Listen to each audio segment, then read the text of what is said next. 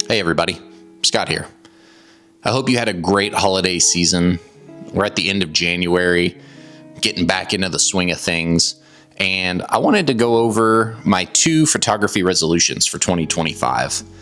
One is a 365 challenge, which I've never done before, and I gave myself 2 extra variables to make it a little more difficult.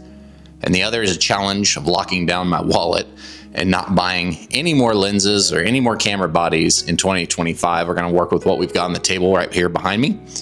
So first we'll talk about the 365 challenge, and then the back half of the video will be sort of a what's in my bag for 2025, why I built my kit the way I built it, what I like about it, maybe what I feel is missing, and it'll give you some insight into what I'm actually shooting with as you're watching these videos, and maybe give you a little better glimpse inside my mind and decision-making process. So number 1, the 365 challenge. 1 photo a day, but we have 2 variables that I've got to hit.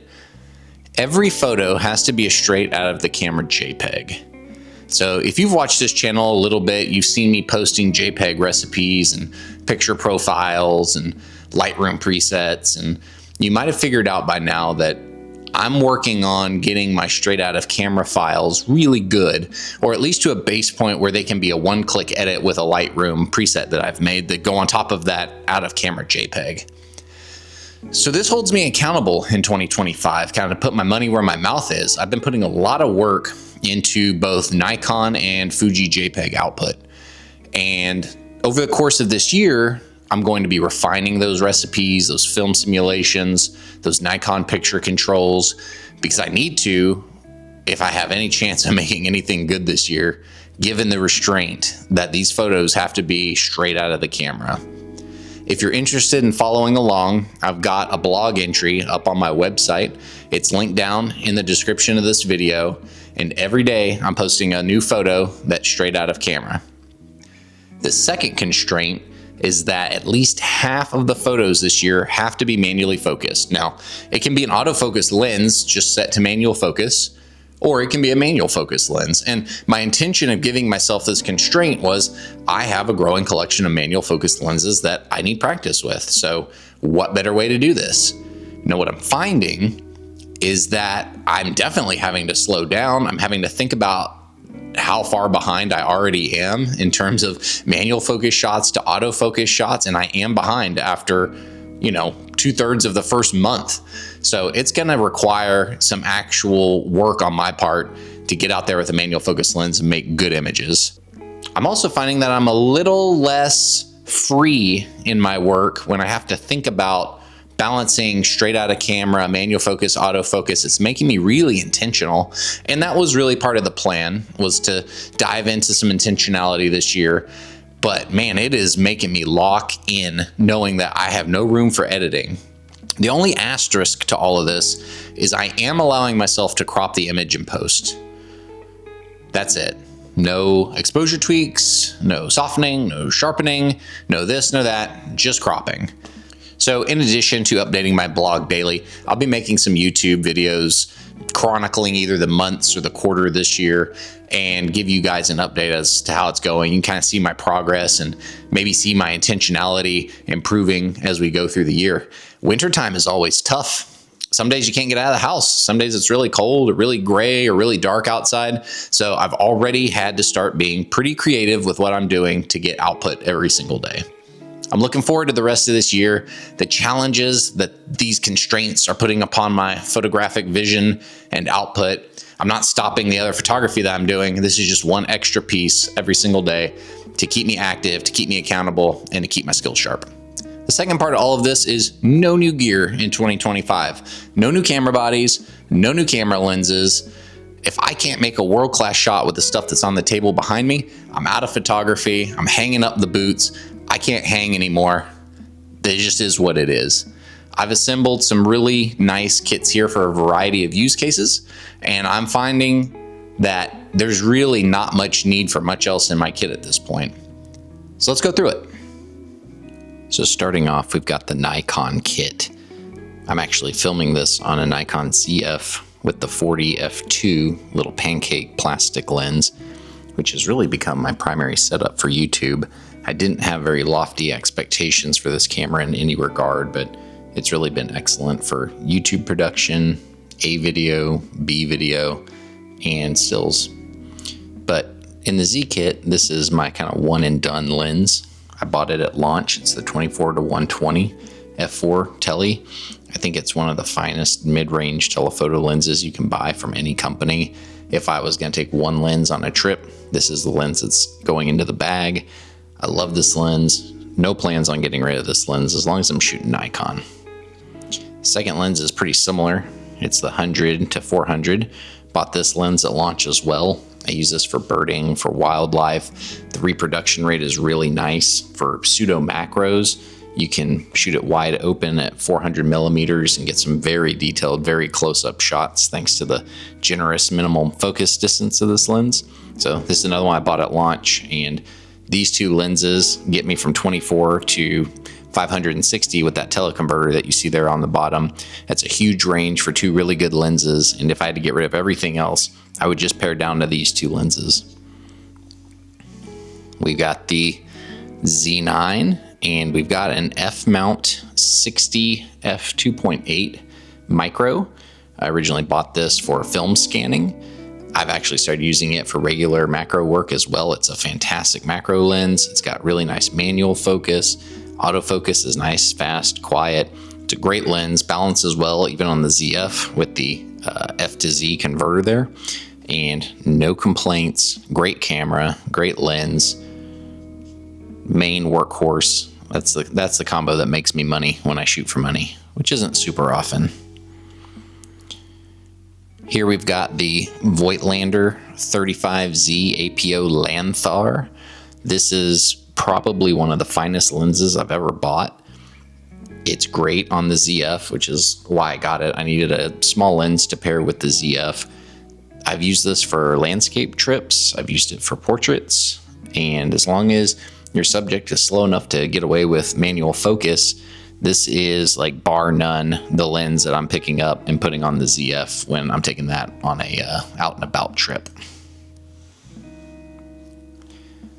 This is the TT Artisan 75 1.5. It's essentially a biotar clone, and it lives up to that marketing. It has really swirly rendering. It's very similar to a Helios, and it's super cheap. I've got a video on it on this channel. Did a little review on it for both photo and video. I use it on the Z, and I use it on another mount, which we will get to soon. And speaking of a Helios, I've got a 40-odd-year-old copy here that's just stellar, super sharp in the middle, even at wide open. It adapts to multiple mounts. It's a killer lens. I think my favorite mount to actually put this lens on so far has been Fuji X, where it turns it into about a 70 millimeter, really dreamy bokeh. Awesome lens. And then we got this little guy. This is the Ultralab 35 1.4.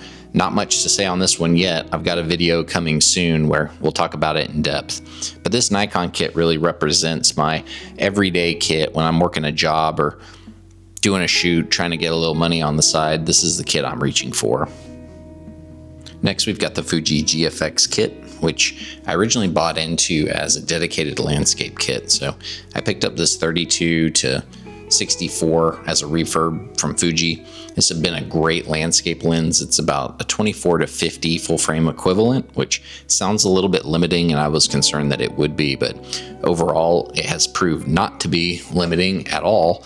The files that this lens produces are exceptional, and the cropping you can get with a GFX sensor is really good too. So this was my first foray into medium format, was this lens, and so far it's been a winner. I'm not sure if I'm actually going to keep the GFX kit past this year. We're going to see about that. But on the other side of the house, I really wanted something that could elevate portraits to the next level, especially when I'm doing those as side gigs. So I picked up the 110, which is widely regarded as one of the finest portrait lenses ever produced. I believe it. I see it. It's got that medium format look that so many people seem to like, and it's been really fun to use. It's lightweight. It's fast to focus. It has linear motors. Overall, really like it. And then for the camera itself, we've got the 100S. I had originally bought the 100S2, and found that its autofocus was a little fiddly, and focusing was still slow. Burst shooting was awful. So I decided, why was I paying $2,000 extra when the 100S had like 95% of the same guts and features? So I actually downgraded and bought a lens with the downgrade savings. So attached here, we've got the 55 1.7, which I honestly have not shot enough yet to really get a good handle on. It's kind of a slow focusing lens. It's kind of big and clunky. I mean, I knew all these things kind of coming into it, but I'm not sure where this whole kit really fits in short of landscape. I may pare this down back to the 32 to 64 at the end of the year, but it should be a really fun year shooting these lenses and figuring out where to go from here.